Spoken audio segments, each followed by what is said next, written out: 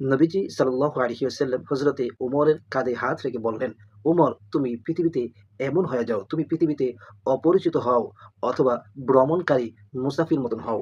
নবীজি সাল্লাল্লাহু আলাইহি ওয়াসাল্লাম বলেন ওমরকে, ওমর, কুন ফিদ দুনিয়া কাআন্নাকা গরীবুন, তুমি দুনিয়াতে অপরিচিত হও, অথবা আয়াবিরু সাবিরিন, অথবা ভ্রমণকারী মুসাফির মতন হয়ে যাও। আসসালামু আলাইকুম ওয়া রাহমাতুল্লাহি ওয়া বারাকাতুহু।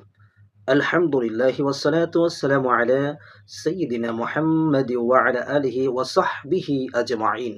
আম্মা বা'দ। কাছে কিংবা দূরে যে যেখান থেকে দেখছেন সবাইকে জানাই আন্তরিক প্রীতি ও শুভেচ্ছা। আজকে আমরা খুবই গুরুত্বপূর্ণ একটি হাদিস নিয়ে আলোচনা করব।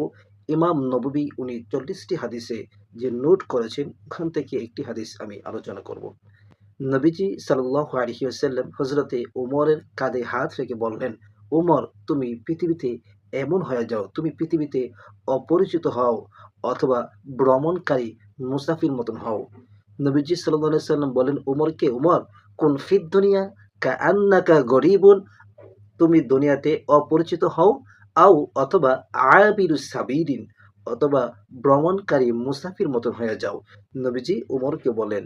মাঝে মাঝে উমর রাদিয়াল্লাহু তাআলা আনহু অনেক সময় তিনি এই কথাও বলেন। হাদিসের মধ্যে এসেছে, ওয়াকানা ইবনে উমর রাদিয়াল্লাহু তাআলা আনহুমা ইয়াকুল, ইযা আমসাইতা ফালা তানজিরিস সাবাহ ওয়া ইযা আসবাহতা ফালা তানজিরিল মাসআ। হযরতে উমর রাদিয়াল্লাহু তাআলা আনহু কখনো কখনো এই কথা বলতেন। তিনি কি বলতেন? তিনি বলতেন, ইদা আমসাইতা, যখন যখন সন্ধ্যাবেলা হবে সকালের অপেক্ষা করেও না। যেমন তিনি বলেন, ইদা আমসাইতা ফালা তানজিরিস সাবাহা, যখন সন্ধ্যা হয়ে যায় তোমরা সকালের অপেক্ষা করো না, কারণ সকাল হওয়ার আগেই তুমি পৃথিবী থেকে চলে যেতে পারো।